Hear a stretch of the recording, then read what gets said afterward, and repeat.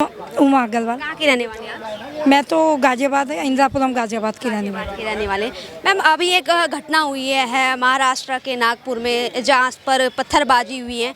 एक अफवाह की वजह से ये अफवाह फैली थी कि कुरान जलाई गई, और उस अफवाह के बाद जो वहाँ पे घटना हुई वो दिल दहलाने वाली है। काफ़ी हिंसक घटना हुई, पत्थरबाजी हुई, तोड़ फोड़ हुई, आगजनी हुई, एकदम माहौल ख़राब हो गया वहाँ पे। क्या कहना चाहिए, क्यों इस तरह की घटनाएं सामने आ रही हैं? देखो, इस तरह की जो घटनाएं आ रही हैं ना, ये जानबूझ के कोई कहते हैं ना, कोई ग्रुप जो है ना, आतंकवादियों के ग्रुप, और पाकिस्तान से आ रहे हैं, कहीं से भी आ रहे हैं, ये उन ग्रुप की तरफ से करवाए जा रहे हैं। और वहाँ की रहने वाली जनता को, भोली वाली जो जनता है, हिंदू हैं, जो इतना विश्वास करके भाईचारे से रह रहे हैं, पर जो ये दूसरा वर्ग है ना, अब इसने इन हिंदुओं को ये दिखा दिया, इस वर्ग पे अब विश्वास करना बिल्कुल खतरे से खाली नहीं है। अब इन पे विश्वास करना ही नहीं चाहिए। हम भाईचारा भाईचारा करके इतने सालों में इनको पाल लिया, अब भाईचारा बिल्कुल नहीं चलेगा। क्योंकि अब ये देखो ना, दंगे क्यों हुए? रमजान, वैसे कहते हैं रमजान हमारा पाक महीना है। अरे पाक महीना है, हिंदुओं ने तुम्हारे रमजान पे कोई तुम्हारे पत्थर नहीं मारा, कोई तुम्हारे घर के आगे कोई तुम्हारे मांस नहीं फेंक रहा, कोई कुछ नहीं कर रहा। पर ये लोग क्या करते हैं, हमने प्रयागराज में देखा, प्रयागराज की इनको विकास नहीं, इनको हजम हुआ। कुंभ खत्म होते ही हिंदुओं के घरों के आगे गाय का मांस डाल रहे हैं। तो ये इनकी ना शुरुआत, और ऐसे ही शुरुआत है, एक एक करके सब राज्यों को इन्होंने जलाना है और कुछ नहीं है। नागपुर में जो इन्होंने किया है ना, ये सब सोची समझी इनकी वो थी। क्योंकि इंडिया है, इंडिया में औरंगजेब और अकबर का नाम 100% ख़त्म होगा। अब उनकी मज़ारें, ये जो कह रहे हैं ना, मज़ार बिल्कुल ख़त्म होगी। जैसे इन्होंने वहाँ पर लोगों को मारा है और लोगों की गाड़ियाँ, सरकारी संपत्ति को जलाया है ना, अब ये देखना कि बहुत जल्दी औरंगजेब की मज़ार तहस नहस होके रहेगी। आप कह रही मज़ार तहस नहस हो जाएगी, लेकिन हमारे विपक्षी जो नेता है, आम आदमी पार्टी के पूर्व सांसद रह चुके हैं, वो कह रहे हैं कि जो छामा जैसी मूवियाँ आ रही हैं वो मिसलीड कर रही हैं समाज को, उसकी वजह से तमाम दंगे सामने। ये देखो, इनको अब सांबा जैसी ये दिखाई दी कि मिसलीड कर रही हैं पिक्चर्स, क्योंकि ये हमारे महाराजा ये शिवाजी पे दिखाई, इन पुत्र, हाँ पुत्र, उनके ऊपर दिखाई गई। तो इनको ये ऐसी लग रही, 70 साल से हमको औरंगजेब, अकबर हैं, ये सब पढ़ाया जा रहा था जब इनके पेट में दर्द नहीं हुई थी। अब ये सारे हमारे इतिहास से हटेंगे, एक का नामो, इनका तो नामो निशान, जगहों के नामो निशान। इंडिया है, भारत है, इंडिया भी नहीं, अब भारत होगा इसका नाम। भारत है, भारत में ना इन मुसलमानों का एक नाम रहेगा, ना जगह का नाम रहेगा, ना औरंगजेब रहेगा, ना अकबर रहेगा। अब ये सब खत्म होंगे। और ओबैसी और ये जो सब दंगे मचवा रहे ना, इनको ये पता है कि इनका ये सब खत्म है। अब वैसे तो आरोप लगाते हैं कि बीजेपी जो है हिंदू मुसलमान करवा रही है, नहीं तो भारी तादाद में हिंदुओं को भड़काने की कोशिश कर रही है। तो जो इसका भाई, जो इसने भड़काया था मुसलमान, इससे पूछो ना, ये ओबैसी आके यहाँ जंतर मंतर पे बैठ गया। ये ओवैसी जंतर मंतर पर आके बैठा, इससे ये पूछो, तू यहाँ बैठा है, तू अपनी पूरी सुख सुविधा में बैठा है, तू रात को जाता है बड़े बड़े 5 स्टार होटलों में और पब्लिक को यहाँ पे बेवकूफ़ बना रहे हो, ठीक है। और यहाँ पे विपक्षी नेता ये आरोप लगा रहे हैं कि जो महाराष्ट्र सरकार है वो सफल नहीं है, सरकार चलाने योग्य नहीं है, वो कंट्रोल नहीं कर पा रही, इस वजह से तमाम वो तो अब विपक्ष सारा खाली हो गया, बेरोजगार हो गया विपक्ष। यहाँ जनता नहीं बेरोजगार हुई, सबसे ज़्यादा विपक्ष, सारा ही विपक्ष बेरोजगार हो गया। अब इनको रोटी के भी लाले पड़ रहे हैं, रोटी भी खाने को नहीं बचनी अब, और थोड़े साल में रुक जाओ, ये रोटी को भी तरसेंगे। भारत में इनको रोटी भी नहीं मिलेगी। इन्होंने अपने ना पूरे इन्होंने अपने मकान और अपनी दुकानें और अपना पूरा दूसरा जहां इन्होंने फॉरेन में बना रखा है। इन लोगों के पास खूब पैसा है, इन्हें पता है जब तक इंडिया में हैं उसके बाद ये सब बाहर जाके बसेंगे, ये इंडिया में रहने लायक नहीं रहेंगे, मुँह दिखाने लायक। विपक्ष पूरा नहीं रहेगा, और विपक्ष तो आरोप लगाएगा ही लगाएगा, क्योंकि अब इन्हें पता है हिंदू अब चुप रहने वाला नहीं है। जो 70 साल हिंदुओं को इन्होंने बिल्कुल जुबान बंद करके रखा, जो आज सब ये मुसलमान बोल रहे हैं ना, और जो इतना बोल रहे हैं, ये इतना हिंदू 70 साल में बोल नहीं सकता था जरा सा कुछ। मुस्लिम तो कह रहे बीजेपी मुसलमानों को दबाने का काम करी, कुचलने का काम करी, सरकार वक्फ जैसे संशोधन ला के उनकी जमीन हड़पने का काम कर। नहीं, वक्फ बोर्ड क्या इनके, वो तो कोई कह रहे हैं ना, लोकसभा में भी सब कह रहे हैं बहस करो, वक्फ बोर्ड की जो ज़मीन है अगर इनकी है, कहाँ पर वो बोल रहे हैं कि इनकी है तो हटा दो, यही बोल रहे हैं कागज़ दिखा दो ना, कागज़ है तुम्हारे पास ज़मीन के, तुम ले लो, कागज़ है नहीं, इन्होंने जहाँ हाथ रख दिया वो हमारी ज़मीन, वो अब जाएंगी। योगी राज है और डबल इंजन की सरकार है, जितने अवैध कब्जे हों, चाहे हिंदू के हों चाहे मुसलमान के हों, योगी जी मोदी जी किसी का भी नहीं छोड़ेंगे। पुर में जो हिंसा हुई है एक अफवाह को लेके कि कुरान जलाई गई, ये अफवाह मात्र थी, उसके बाद भारी तादाद में पत्थरबाजी हुई, आगजनी हुई, इस पे क्या कहना चाहेंगे? क्यों इस तरह के उन्माद? आज के समय में लगता नहीं लोगों को कि वो क्या करने पे तुले हुए हैं। लोग अपने आप को ही नहीं समझे कि हम है क्या यार।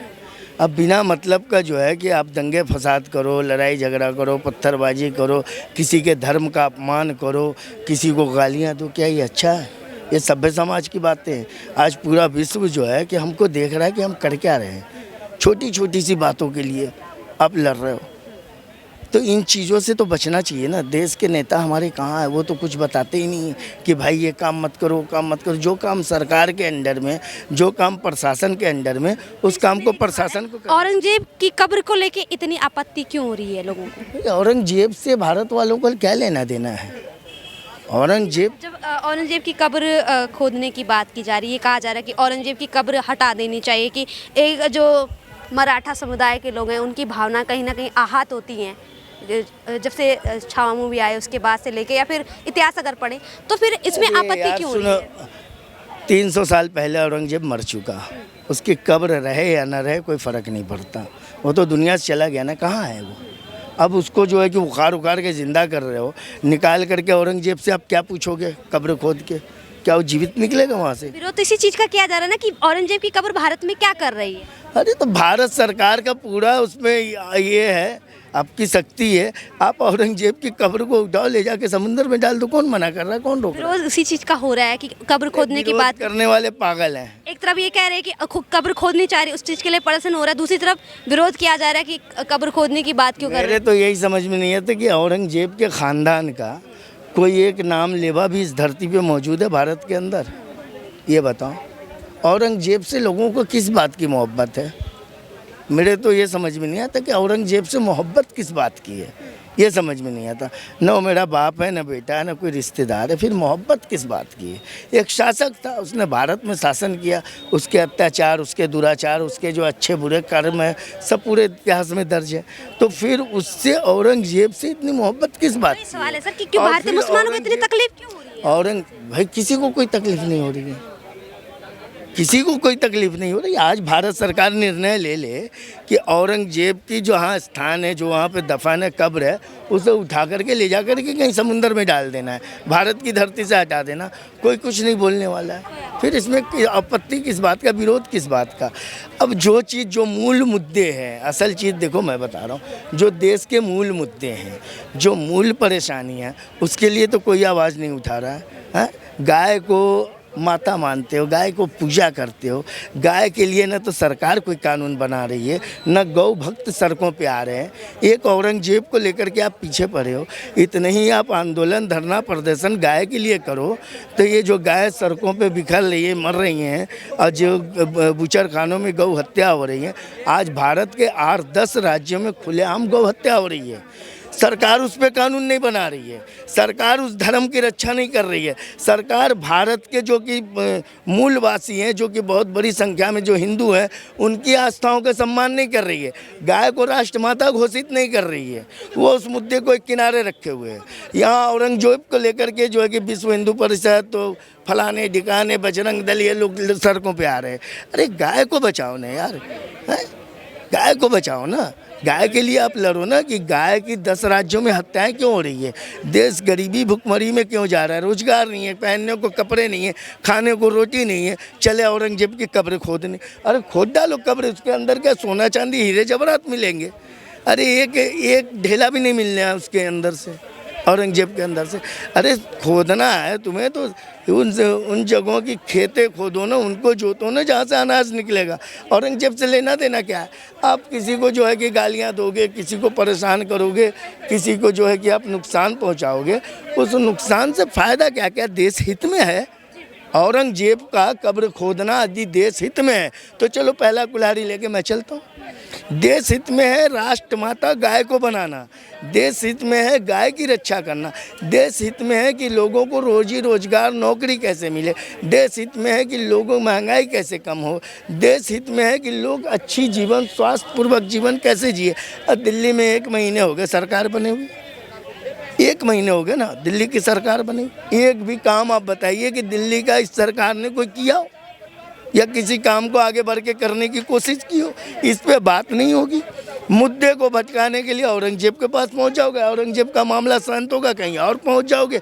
बस देश में यही सब चलता रहेगा, यही सब चलता रहेगा। लेकिन गाय के लिए नहीं लड़ोगे कि गाय जो सड़कों पे जो है आवारा ज़िंदगी जी रही हैं उसके लिए नहीं लड़ोगे, अपने रोजी रोजगार की नहीं लड़ोगे। बस औरंगजेब और कुछ नहीं। सर अभी नागपुर में, महाराष्ट्र के नागपुर में एक धार्मिक हिंसा हुई है। बजरंग दल के कुछ युवा विरोध कर रहे थे औरंगजेब की मज़ार को हटाने को लेके, तो वहाँ पे ये अफवाह फैलाई गई कि जो धार्मिक ग्रंथ है कुरान उसको जलाया गया। एक अफवाह के बाद वहाँ पर जिस तरह का माहौल बना, हिंसा हुई, तोड़फोड़ हुई, आगजनी हुई, क्या कहना चाहेंगे आप, क्यों इस तरह का उन्माद, धार्मिक उन्माद पैदा हो रहा है? ये जो राजनीतिक रोटियां सेकना चाहते हैं ना, जो बढ़ाना चाहते हैं जात से जात को, धर्म को धर्म से, वर्ग को वर्ग से, ये ऐसे खेले खेलते हैं। क्योंकि जब 2 लड़ते हैं तीसरे का फ़ायदा होता है। जो धर्म 2 जाति लड़ेगी तो तीसरी जाति को फ़ायदा होगा, 2 वर्ग लड़ेंगे तीसरे का फ़ायदा होगा। ये सियासी लोग करवाते हैं। सियासी लोग जो है दंगे फसाद, जो आदमी कमा के खा रहा है, शांति से रह रहा है, बच्चों को पाल रहा है, वो ऐसे काम नहीं करेगा। जो सियासी लोग हैं इन्होंने दलाल पाल रखे हैं। ये दलाल जो हैं टाइप के लोग ऐसे करवाते हैं, करते हैं। दलालों का काम है, यानी यहाँ पे सियासत है। लेकिन यहाँ पे विपक्षी सवाल उठा रहा है कि जो महाराष्ट्र सरकार है वो संभाल नहीं पा रही है अपने राज्य को, इसलिए ऐसी हिंसाएं हो रही हैं। उनसे कब संभला, विपक्षियों से कब संभला है देश? इतने दंगे हुए हैं, इतनी मार कुटाई हुई है, इतना पाप कर रखा है इनने विपक्षियों ने, तो जब तो विपक्ष तो भी आरोप लगा रहा है कि जो बीजेपी है वो मुसलमानों को खत्म करवाना चाह रही है, मुसलमानों के खिलाफ भड़का रही है। खत्म नहीं करवाना चाहती सरकार। जो मुसलमानों को किसी को कोई ख़त्म नहीं कर रही। ये विपक्ष वाले झूठी झूठी अफवाहें फैलाते हैं, झूठे झूठे षड्यंत्र रचते हैं। कभी ये शाहीन बाग में बिठा देते हैं और कभी जो है ये किसानों के नाम से पंजाब के जो कांग्रेसी हैं उनको बिठा देते हैं। चोला कुछ और है, अंदर कुछ और है। किसान खेतों में काम करते रहे और वहाँ 13 महीने जो है इन्होंने बिठाए रखा है विपक्षियों ने। क्या लगता है आपको, जिस तरह से अभी वक्फ बोर्ड को लेके भी विरोध चल रहा है और संजय सिंह जो विपक्षी नेता है आम आदमी पार्टी के, वो ये कह रहे हैं कि जो छावा मूवी आई है जो संभाजी पर बनी हुई है वो समाज को मिसलीड कर रही है, उसकी वजह से ऐसे धार्मिक हिंसाएं हो रही हैं? देखो वो फिल्म तो मैंने नहीं देखी, ना मैं फिल्म देखता हूँ। और देखो फिल्म को जो मराठी समाज उन्होंने काफ़ी सराहा है, काफ़ी प्रभावित हुए हैं उस चीज़ से, लेकिन संजय सिंह कह रहे हैं मिसलीड कर रहे हैं। बाकी फिल्में तो तरह तरह की आती है, तो मनोरंजन होता है, इंटरटेनमेंट के लिए होती है जनता के लिए, और वो क्या नाम है अपना जो है धन कमाने के लिए होता है। जिसकी जितनी फिल्म चलेगी उसको उतना ही धन का फ़ायदा होगा।